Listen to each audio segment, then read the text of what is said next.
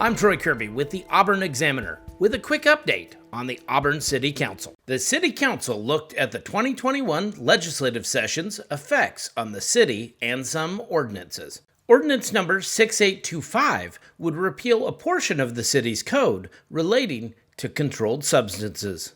Before you tonight is proposed ordinance number 6825. It is in pages 31 through 35 of your packet, I believe.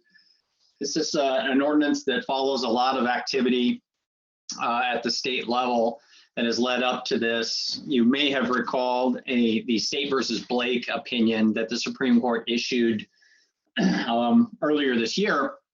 That is the Supreme Court case that struck down the state's previously felony drug possession law, RCW 6954-013.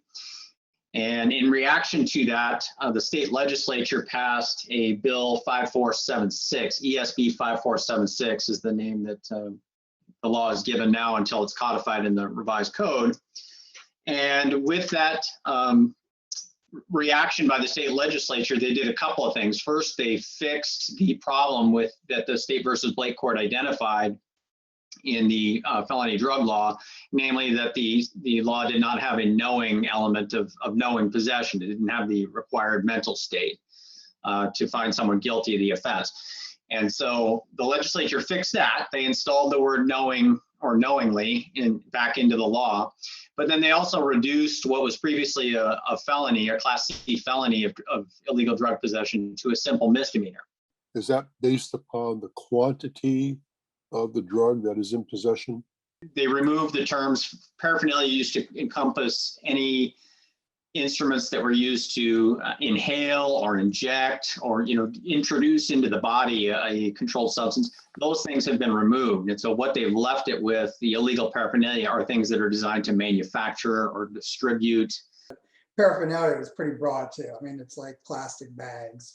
So state law for those who sell the drugs, we still have that intact for those who would possess more than personal use when they go out and do the dealings for people who are using it for personal use?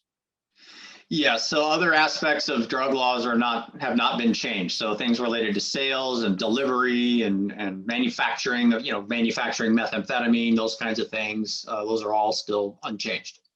Ordinance number 6824 and ordinance number 6823 would concern the right-of-way for commercial aspects within the city limits. Ordinance 6824 is a new ordinance to basically extend the temporary waiver for the right-of-way use permit fees that we put in place last year related to COVID and related to providing outdoor seating for restaurants. So you may recall that the previous ordinance referenced the governor's plan, and this was probably a couple of plan versions ago with different phasing. So we wanted to update the ordinance to tie this to the current status of what's happening with the emergency proclamation and the current governor guidelines. And Grant, what is the normal time for them to stay? And right now it's up until the governor issues the reopening. So this extension, so right now the current ordinance says until we move into phase 4 of one of the previous governor termed plans. Phase 4 doesn't exist in the current governor's plan. We've just got phase 1, 2, and 3. And then with the intent to reopen access with some restrictions later on this month, that will still continue in some way, shape, or form with some sort of impact to the businesses. Tonight, I'm going to discuss ordinance number 6823.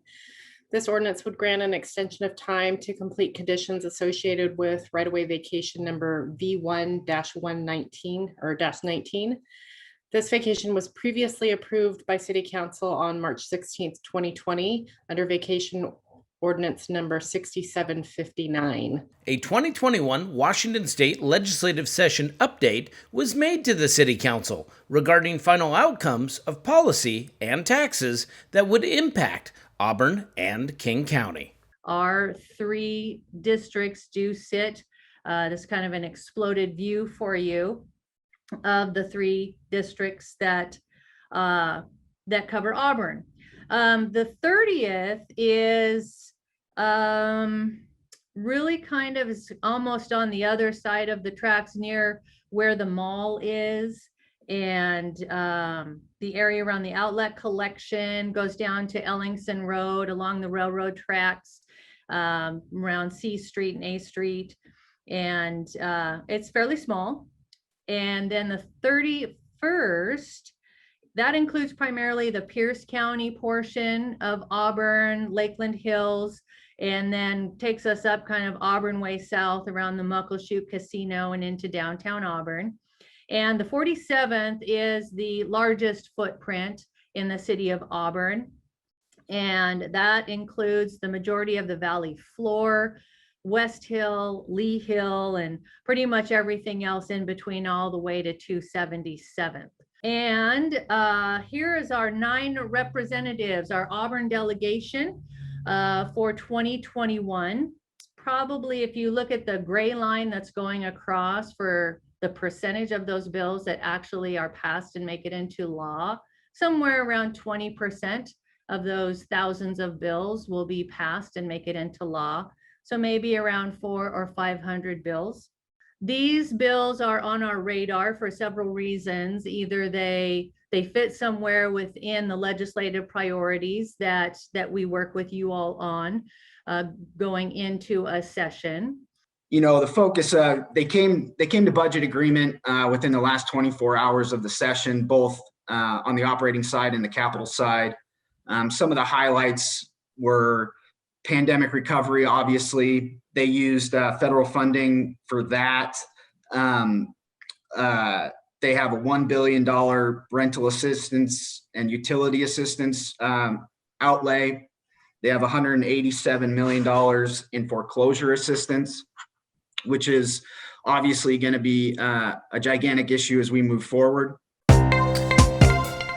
Thank you for watching the Auburn City Council Update, presented by the Auburn Examiner.